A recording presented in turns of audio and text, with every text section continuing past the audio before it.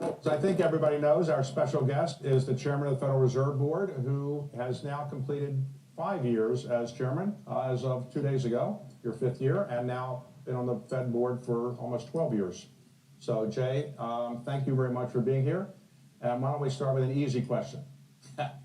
So you made a speech last week commenting on the FOMC's decision to raise the Fed discount rate by a small amount, relatively speaking, 25 basis points. Some people would say that was small. But at the time, it wasn't clear that the jobs report would be as strong as it turned out to be subsequently. Had you known that the jobs report was going to be as strong on 25 basis points or something different? David, thank you for that question, and thank you for inviting me here today. It's great to be here.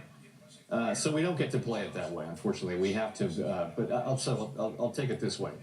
So the message we were sending at the FOMC meeting last Wednesday was really that the disinflationary process, the process of getting inflation down, has begun, and it's begun in the goods sector, which is about a quarter of our economy. But it has a long way to go. These are the very early stages of disinflation. So the services sector, really, except for housing services, pardon me, is not really showing any disinflation yet. So our message really was this process is likely to take quite a bit of time. It's not going to be, we don't think, smooth. It's probably going to be bumpy. And so we think that we're going to need to do further rate increases, as we said, and we think that we'll need to hold policy at a restricted level for a period of time. Then comes the labor market report for January. And it's very strong. It's certainly stronger than anyone I know expected. And so, but I would say, we didn't expect it to be this strong, but I would say it kind of shows you why we think that this will be a process that takes a significant period of time. The labor market's extraordinarily strong. And by the way, it's a good thing that inflation has started to come down without it. That has not happened at the cost of a strong labor market. So, and of course, since then, financial conditions have tightened significantly since then. So let me ask it another way. So, by the way, when the numbers coming out, the job numbers, 519,000 jobs, does anybody call you up in the government and give you a little heads up this is going to happen? Yes. What's going on, man? Welcome back to the channel. We're live on YouTube and Instagram. Looks like you can hear me on YouTube. Let's see. Stop the old Fed chair there. It's Jerome Powell talking yesterday. Kind of worth a listen. Maybe go watch it and see what's up. So we had this. I put this out as a trade of the week last week. Trade of the weeks, in my opinion, are the ones that are just stupid simple. Like the setup's too obvious. I try to make them simple. I use them in emails and shit like that. So they're typically the ones. That doesn't mean overweight them. It doesn't mean anything like that. It just means that I think they're. What do you mean by market manipulation? Market's always been manipulated. That's why it's a market. It's either manipulated by people buying or selling. It's really fear and greed, man. That's all it is, fear and greed. So CVS was a pretty clear, classic money flow pattern. I believe the market moves in 4 stages. I think it moves through an accumulation stage. I think it moves through a markup or an uptrend stage. I think it then goes into a distribution stage. I tend to use that if I wanted to sell or take profits, I'd like to do that into what I think is a distribution phase. I think you can identify these two based on the highest high and the lowest low, and then candle count, okay, counting or bar count, and in conjunction with the moving averages and our other indicators, which I have all down here. But really, it's just where's price, man, and then the markdown or stage 4 sell-off. I tend to just refer to them as stages. The market does it fractal too. It doesn't just do it on a It doesn't just do it on a certain time frame. The guy I learned it from, Stan Weinstein, pretty much did it on the weekly chart. Someone asked about Dow theory. Dow theory is a little different. Obviously, it's using Dow stocks. The money flow doesn't differentiate between a Dow stock, a small cap, a crypto coin, Bitcoin. They're all the same. Coffee, sugar, so Dow theory is a little different. Dow theory uses transportation stocks and some other things involved. But Dow theory thinks the market moves in 3 phases, either up, down, or sideways. I think it moves in 4. Interesting work though on the Dow theory. If you ever go back and read it, I have some early original printings of the book when the Dow theory was first put out. So we were anticipating a big pop from CVS, and you can see here it's pretty obvious pattern. Doesn't mean it has to work, but that's what I'm looking for, is these more obvious patterns. And yesterday into the close was pretty telling. I know a lot of people caught it. A lot of people text me because it came up right back into the box and closed right what we call into the box. It actually kind of broke it for a minute, and I was very surprised. You can see where it kind of, ever so slightly broke the previous low, but then it came right back. Tends to be super bullish. Don't worry about the MAs. Just pay attention. Now, in money flow theory, ultimately, I'm looking for the stock to come up into here. It may never get there. There are some other zones before that, but it definitely would be looking at it coming to the 200-day. And that's also a phenomena that we call bread and butter, where you get a money flow buy pattern below the 200-day on a large cap stock that pays a dividend. Okay, those are usually kind of no-brainers, and you can see where it happened here, runs up, tags it. Saw where it happened here, runs up, tags it.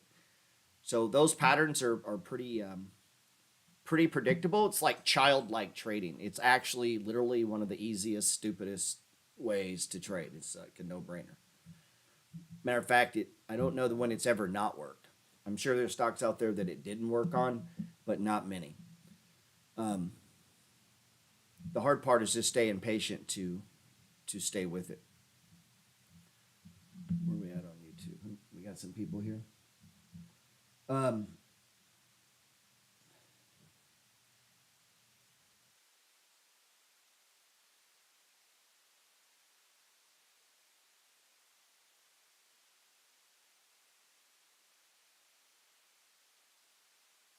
SPY starting a stage 1. Time to buy puts.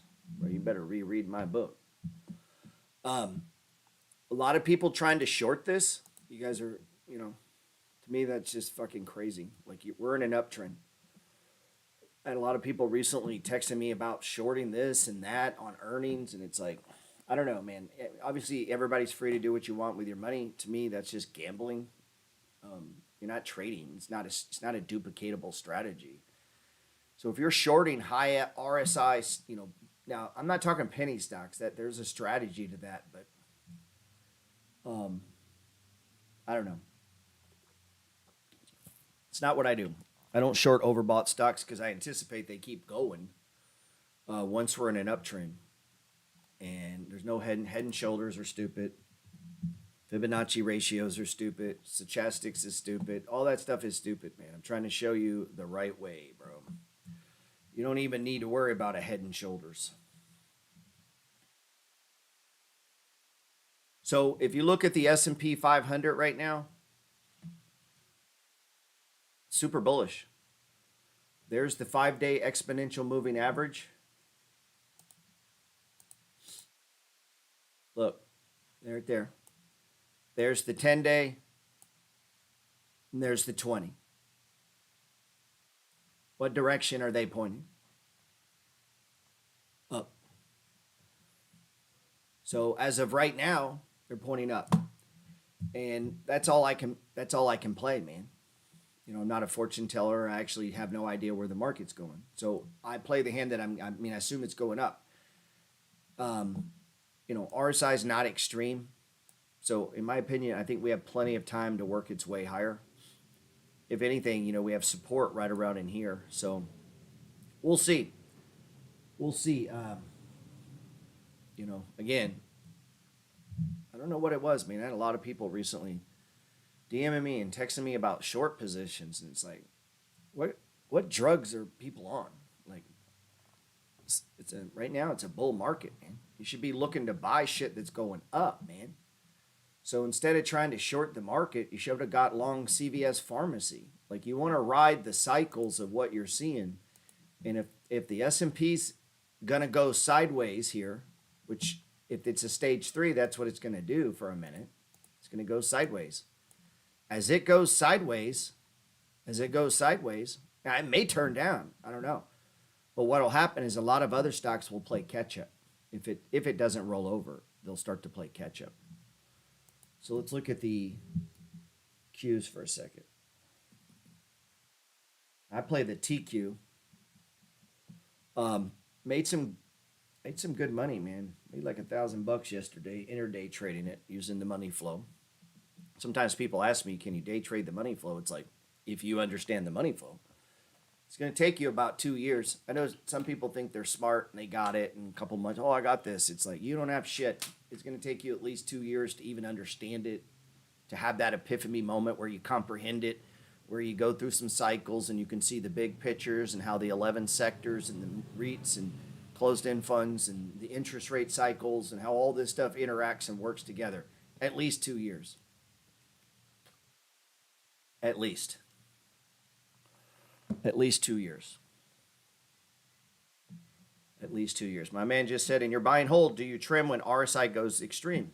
I just did a 40-minute video on that.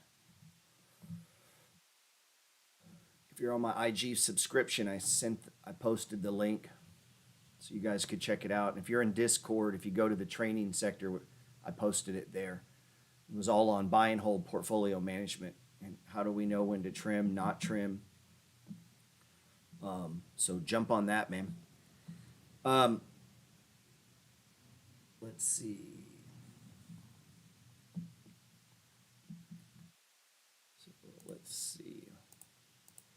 Yeah, so what are we looking at? The Qs here. I mean, if you look at the Qs here, we have a lot of support right here, man. If you look at this zone, it goes all the way to over in here.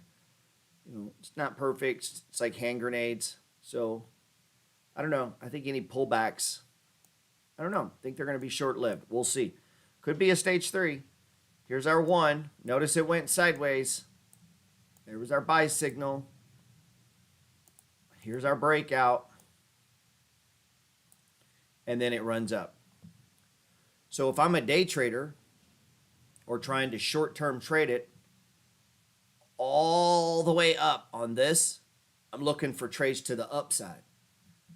And so all of these little pullbacks you see here, all these little pullbacks, I'm looking to get long. Right? And if you're in Discord and you have time during the day, if you're busy during the day, don't try to do it. You're just going to drive yourself crazy. But if you look here, you got a few days up, little pullback. Couple days up, little pullback. Couple days up, pullback. Couple days up, pullback. Now we're going sideways. That is a classic right out of the uptrend, And then it hits the RSI and it stops. That's what it's supposed to do. I don't know if it's going to go down. Are you guys trying to short it? Seem like I don't know. It could go sideways. And it's actually not going down, and price is still above the 5. The 5 is above the 10. The 10 is above the 20. That's a classic definition of an uptrend. So for me, a downtrend, where I would look at shorting, is this. Where, notice the numerical alignment of the moving averages. 20, 10, 5. They're all pointing down. And the market moves that way until what? Until they start to come together. And they tried right here. You had a few fake ones here. Right? Now notice on this fake one, I talk a lot about this. the RSI wasn't extreme, it means it's hard for me to trust these moves.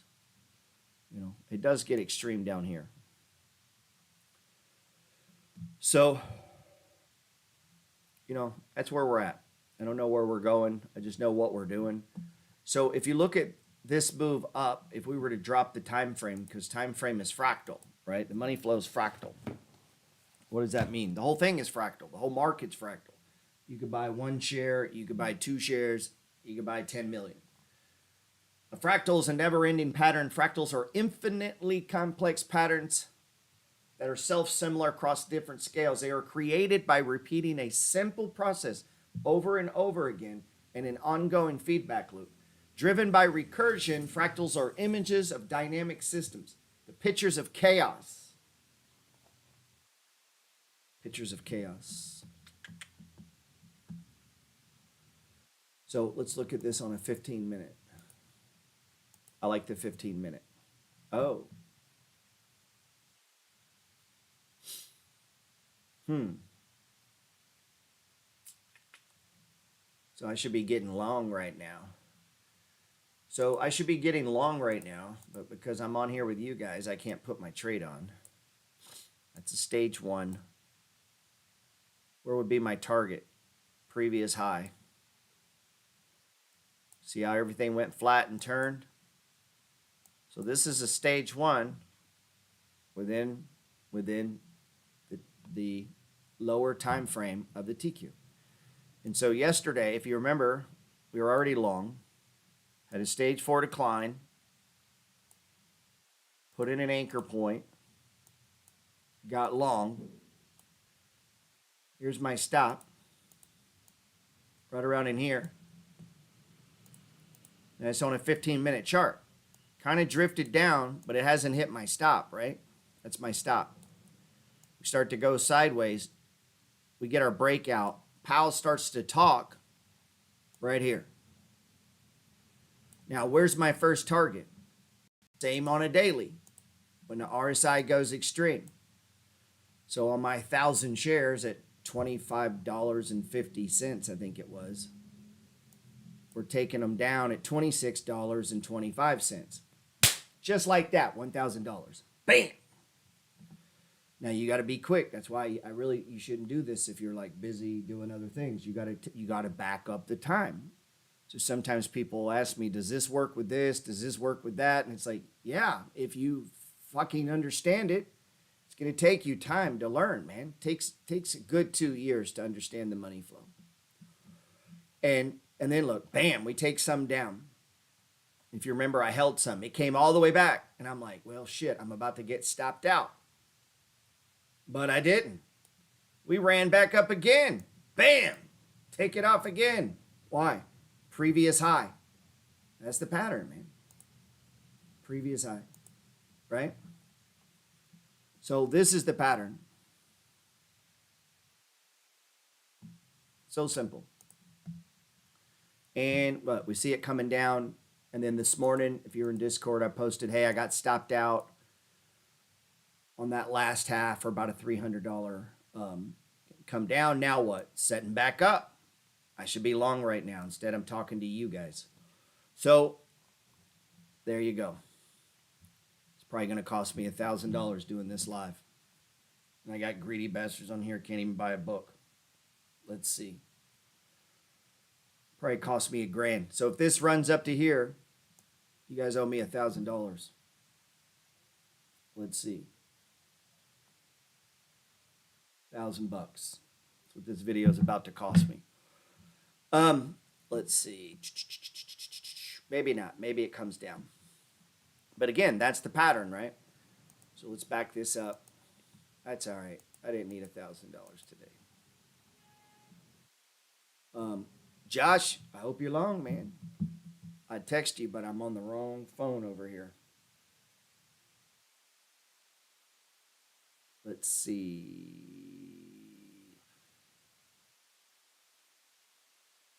Don't start no shit, Kirby. You're going to get blocked. Paul's in the MFG. You're not. Let's see.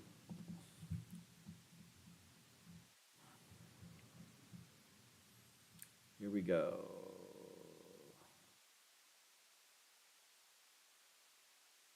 Let's look at Kellogg's. Stage one. I talked about this before. I like Kellogg's here. A lot of the, if you remember, if you go back, let's pull it up. If you read the beginning, a lot of these, a lot of these,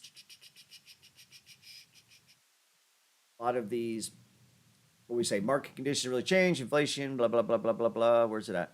Stocks like Coke, Johnson & Johnson, Campbell's, Procter & Gamble, Pepsi, and utilities are technically set up in a stage one buy, but they are trading at a premium. I mean, they're, in my opinion, they're fair valued or overvalued. That is a concern. With all that said, the market is risk on, with many small cap stocks, growth stocks, and crypto leading the way in the returns to start the year.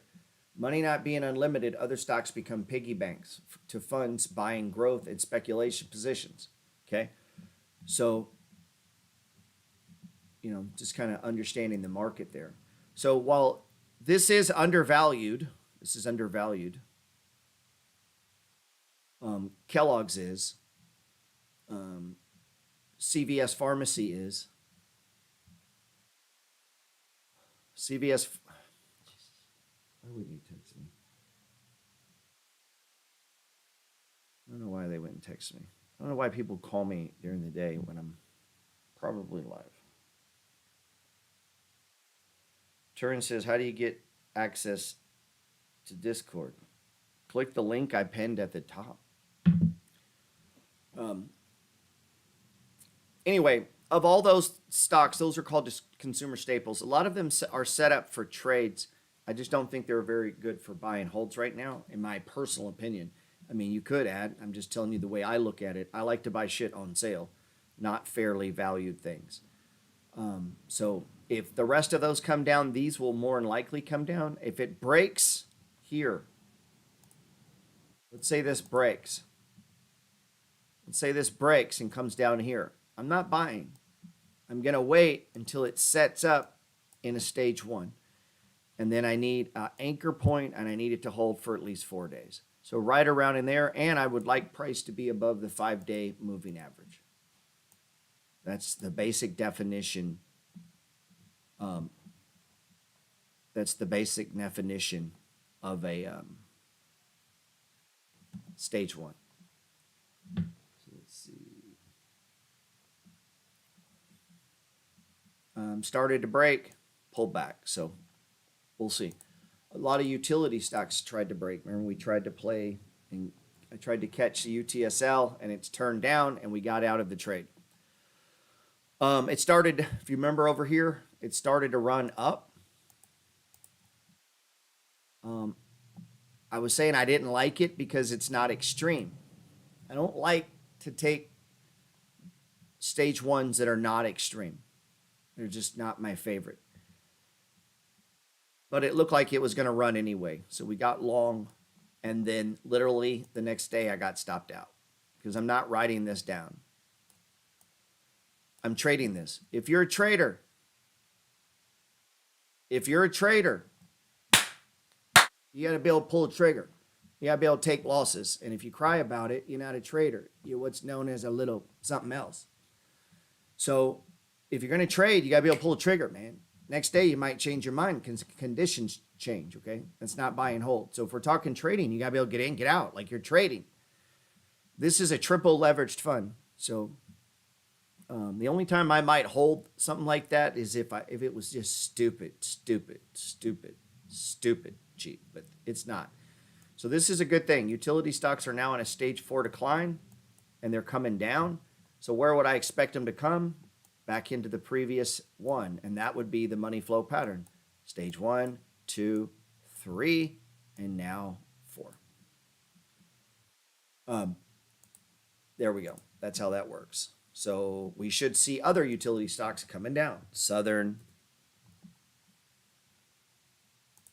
FE. not too bad.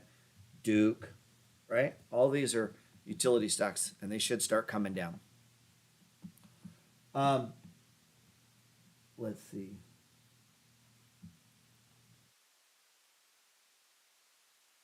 Let's see. Oh, tried to get long oil this morning. Again, similar to the UTSL. Not my favorite setup. It looked like it was going to run yesterday, and I said yesterday, if we open and this thing holds, doesn't gap down, I'm going to look to get long. And so, I'm not going to hold this into a stage 4 decline. So besides the move above the 5-day, we had the MACD turning, we had stochastics coming out, TSI went flat, price was above the 5-day, and we were holding at a support level. So if this was going to run, I was going to try to catch it, and obviously the first target would be somewhere right around here. This is a swing trade. It's a swing trade. I mean, I'm not going to hold this. I'm not holding this into a loss, okay? It's a swing trade. We got to be able to cut it. So don't buy these if you can't cut them, okay? See how long this is. Yesterday we got into a swing trade in nat gas. I've been waiting, and it still looks like shit. So I'm probably fixing to close this out. We tried, and it didn't work. So,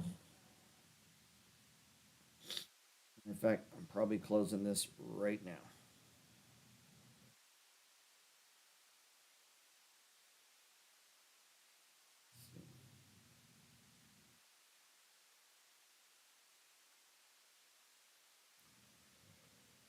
Yeah, this is not looking good. I don't want to hold this into at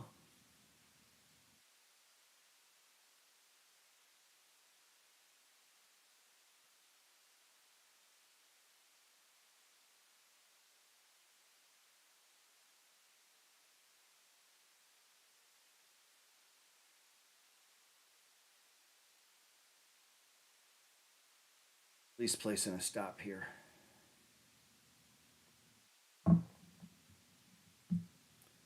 Price action is deceiving. Price action's not deceiving. Price does what price does, man. Price action is all that pays, sir. The only thing there is price action.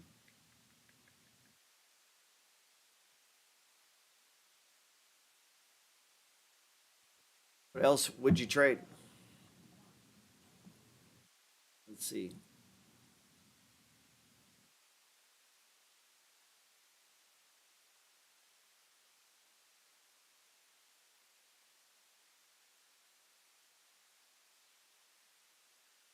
It says, why don't you use regular MACD? Because I don't need to see the MACD lines. If you know what you're looking at when it comes to the histogram, you know what the lines are doing. This nat gas, man, sucks ass. Like, it just is not setting up. Yeah, I don't like it. I would bail on it, man, to be honest.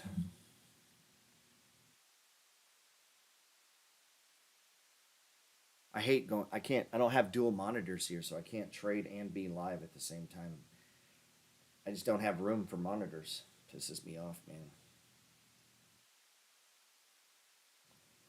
All right, we're gonna kind of cut this short. I got actual trading to do.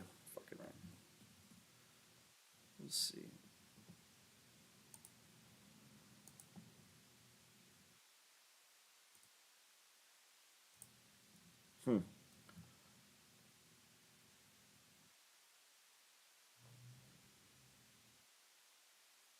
Yeah, a lot of my man said he's watching. He's watching. Yeah, let me grab my pen. I didn't think of that, man. Oh.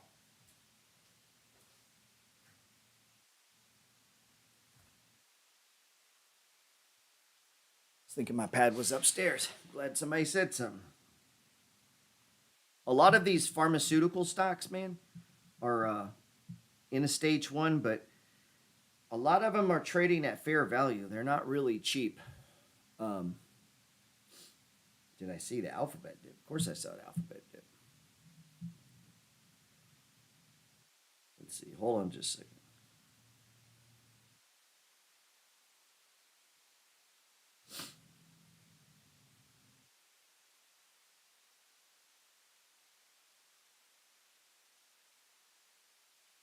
Trading in real time here.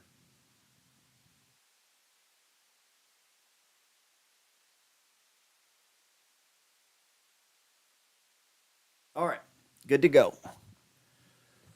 All right, so now it can crash on us in real time. What is your lifetime earnings from this? Bro, anything you want to know about my sex life or anything? Jesus. What is your lifetime earnings? I don't know, man. I've been doing it 21 years. You want me to calculate that? I'm not like fucking 12. So, let's look at Amgen real quick. What does that even matter? You know what's so weird about that? Like, that doesn't even matter. How would that help you? Like, the question you should ask is, what did I start with? You know, that's a lot of times people ask the wrong questions. I had a guy the other day say, well, what's your win rate? Well, what does that mean? Well, how many percentage of the ones do you win? I'm like, it doesn't matter, dude. What if I won 10% of my trades, but the 10% made 10,000% and the 90% I lost were small losers? So, like, win rate and all that stuff, that's all stupid Forex shit that gurus put out to make people think something. It's called the law of big numbers. If you're in marketing, it's one of the strategies to, well, we have a 9, as soon as they tell you some shit like that, oh, we have a 9, whatever percent rate they give you after that number, just go ahead and add liar to it, because that's not even how the market works.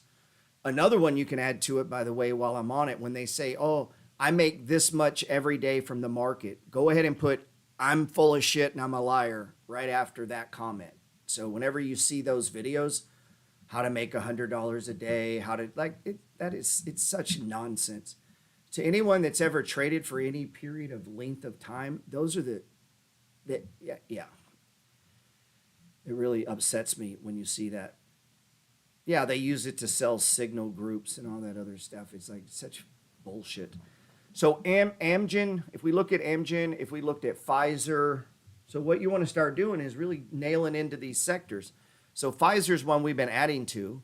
It's also a B&B trade because it's below the 200, and it's also setting up into stage 1. And the RSI is extreme. The only thing I don't like is it's not really undervalued here. It's kind of fair value. Okay, thank you, because I hear it every day. The reason you hear it is you're listening to a bunch of dipshits is why you hear it. Like, you're out there listening to these YouTube gurus, and virtually all of them are complete dipshits. Let's see. How do you know they're dipshits? They have their shirt off. They're in front of the beach. They have a car near them. They got pretty girls around them. They're fucking at a lake.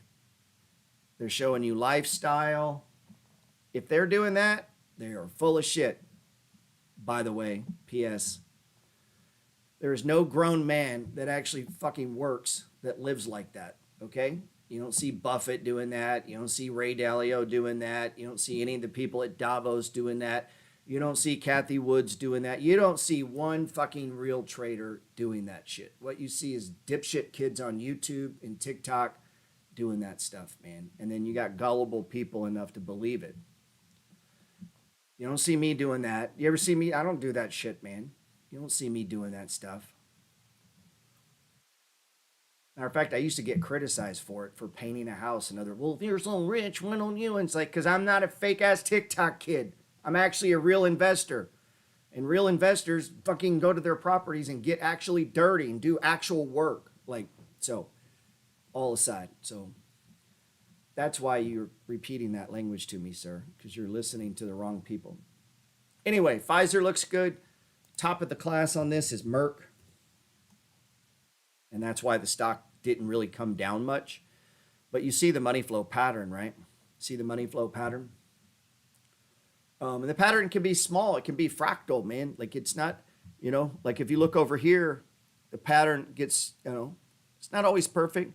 And it'll get a little hanky. There's your sideways, not very long. Runs up, right? There's your sideways.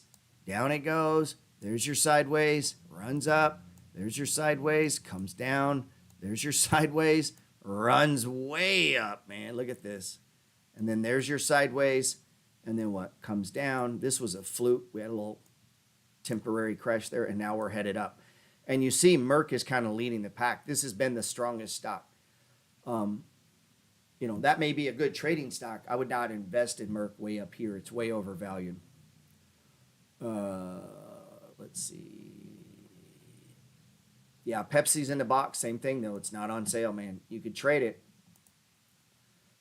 So most of this rally seems to be in the real speculative positions. I'm sorry, I meant to do TQ. Hold on.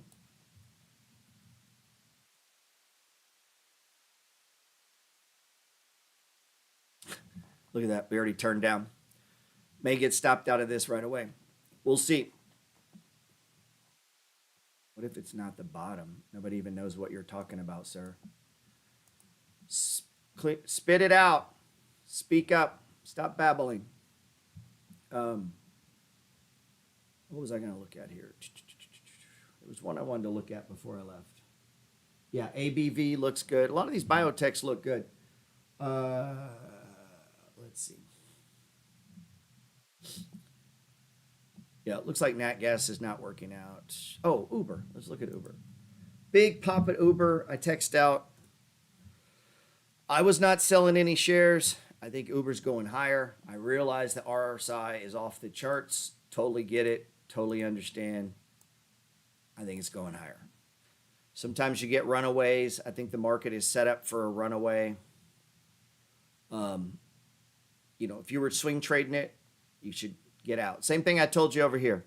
Had a lot of people asking me about taking some off on it. I would have, if you were trading it, not a bad spot to take some off. You know, we came down and I was just looking at adding, not selling. So up we go.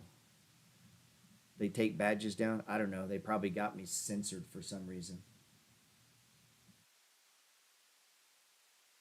Seems like every time I turn around, I'm on restriction. So let's see. Yeah, Uber's trying to pump again. So we'll see. We'll see what it does, man. Boy, it came all the way back down and filled that gap, didn't it? Pretty crazy.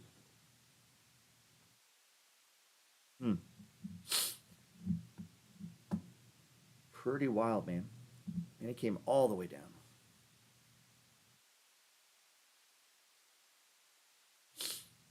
What's up, Brittany? Yeah, I don't know. Could just be Instagram. We'll see.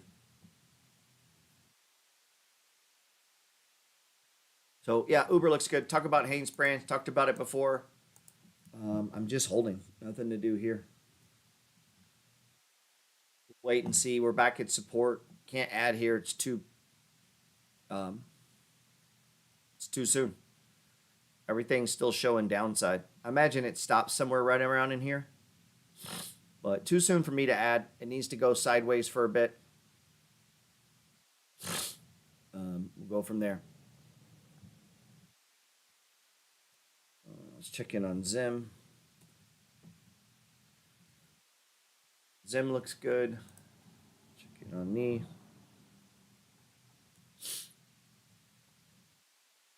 Extra energy. Yeah, I mean, you got a nice money flow pattern here. I like it. It's set up good.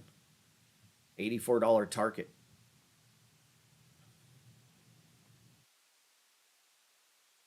Brittany says she got into CVS. Smooth move. Hope you got in the other day. Yeah, that's it, man. I got to run some errands. We'll see what's up. Keep an eye on it for the day. I didn't really expect much today. I was a little nervous about Uber's earnings. I actually considered putting on some puts just in case. I'm glad I didn't. Thought about it, though. We'll see. I actually would be surprised if it runs up to the top here. Is NE is it a utility stock or is it a, I don't follow NE. Is it a utility stock or an oil stock? I got long oil again. I'm not going to ride this down if it breaks here. So My stop's going to be pretty damn tight. I'll be ready to get back in, but I mean literally like right in here, like the extreme of the entrance day. If that doesn't hold, I'm gonna get out. It's a utility stock. Problem is, sir, utilities are going down. Maybe that'll hold, but the XLU is in a downtrend. So XLU, it's a utility stock. You know, you're kind of in a downtrend here. So we'll see where it goes, man. Maybe Uber's fine. Uber's doing well.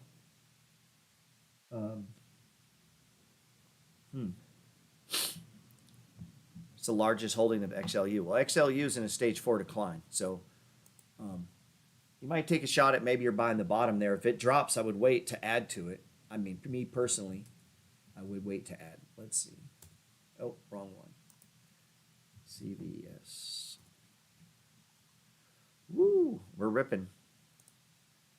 Now it's up almost 4.5%. So looking good. We'll see. I'll probably be removing this from the trade of the week here. I don't see any other glaring obvious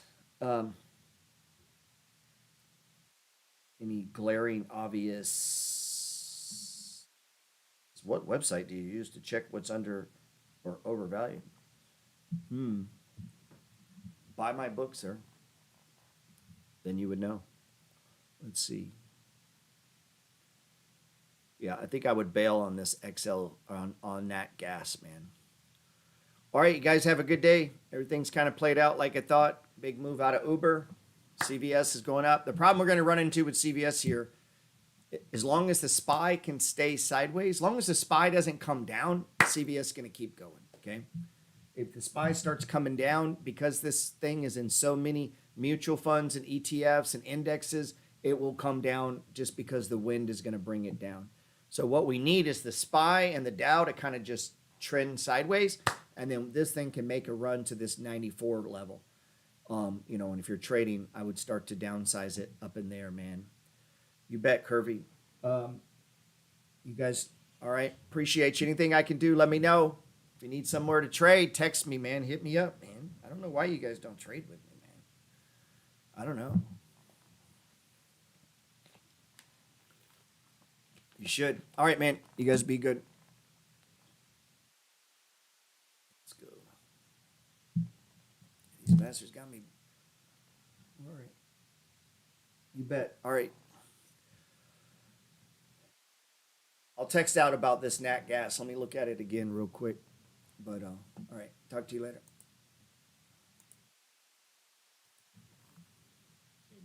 It will help me to know it the night before.